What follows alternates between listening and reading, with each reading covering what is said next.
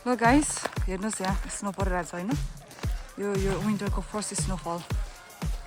snow Sturm भएछ त्यही भएर आज यहाँ गाडीलाई सफा गर्नुपर्छ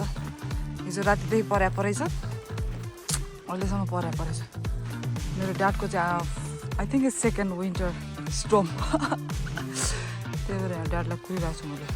मेरो गाडी सफा गर्नु लगाएको यहाँ मैले खिच्नै बिर्सेछु कस्तो लागिरहेको छु दादा कता भाग्नु भएको नभाग्नु के dad is going to clean the car होइन अनि म पनि हो साँच्चै यता छ एकछिन हो एमजी लिनुहोस् ल हेरौँ साथीहरू अब यहाँ चाहिँ यस्तो हुन्छ अवस्था होइन ल सरसफाइ कार्यक्रम हुन लाग्छ आज चाहिँ अहिले सफा गरेन भने सबै फ्रोज हुन्छ क्या त्यही भएर त्यो सबै निकाल्नुपर्छ मेरो अगाडि पनि छ गाडीमा ल हेर्नुहोस् यस्तो हुन्छ यहाँ स्नो पऱ्यो भने के गर्नुपर्छ भनेर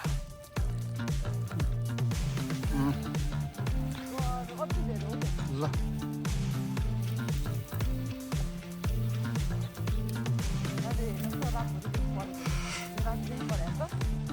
कति 11 बजीदेखि कि 12 बजीदेखि 11 बजी भोलि राति 1 बजीसम्म पर्छ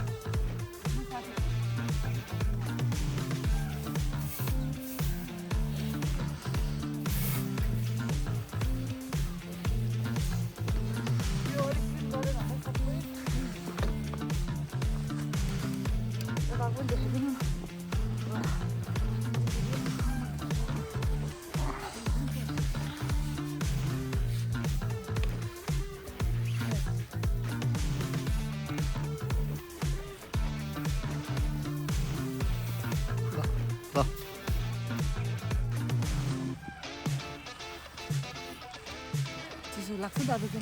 ड्याड ट्राई गर्नुहुन्छ अरे साथीहरू ड्याडले ट्राई गर्नु अरे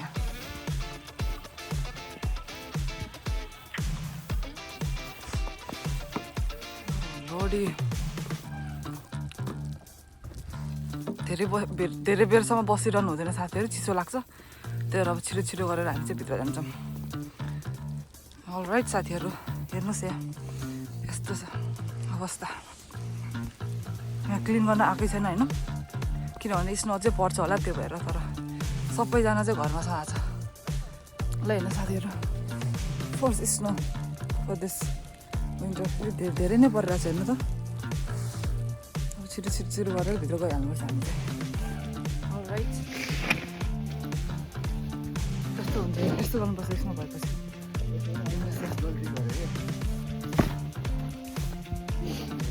के गल्ती गर्छ दादा दादा त्यो अघि न ठिकै छ फेरि गरौँ न साथीहरू अझै काम जारी हुँदैछ है तर मेरो गाडी clean my car ready for the day snow अझै पर्छ साथीहरू अब हेरौँ नेक्स्ट के हुन्छ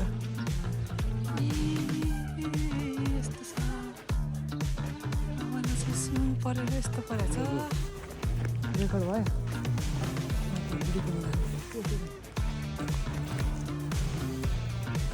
ल साथीहरू यस्तो रमाइलो गर्नुपर्छ स्नोमा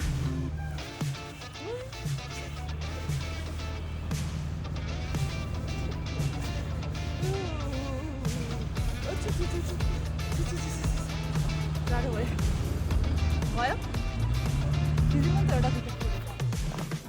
ल कस्तो छ अब यस्तोमा जाने दादा वाह अनि हिँड्न जाने भन्नु भयो नि तपाईँले ल दादालाई चाहिँ हिँड्न मन लागेर स्नो होइन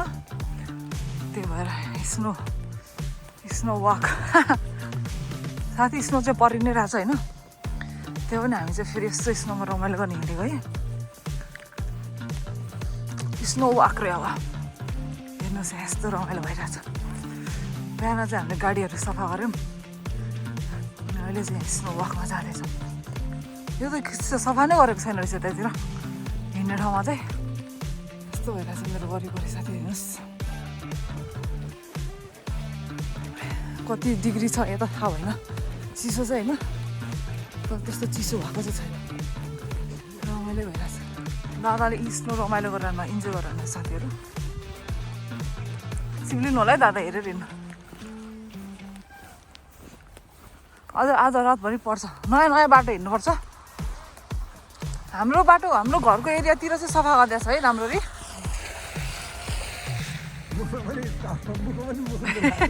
होइन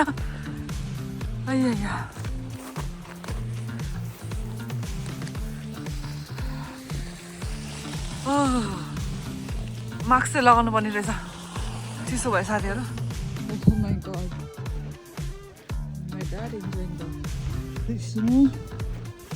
साथी यहाँ ड्याडलाई स्नो मन पऱ्यो अरे भनेर I have to come here it's freezing cold हात ठिराइसक्यो मेरो पन्चा लगाउनु पनि यहाँ भिडियो खिच्न मिल्दैन भनेर चाहिँ पन्चा लगाएको छैन हेर्नुहोस् साथी हेर्नुहोस्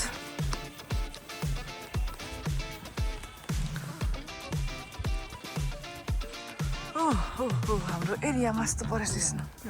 स्नो परिरहेछ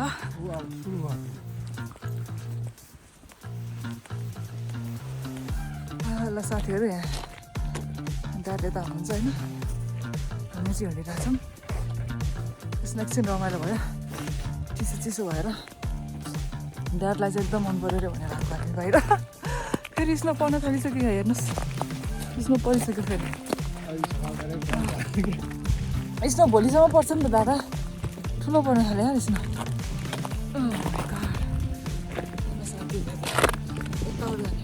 यताबाट जाने होइन म ठिकै छ बाटो जाउँ बाटो चाहिँ क्लियर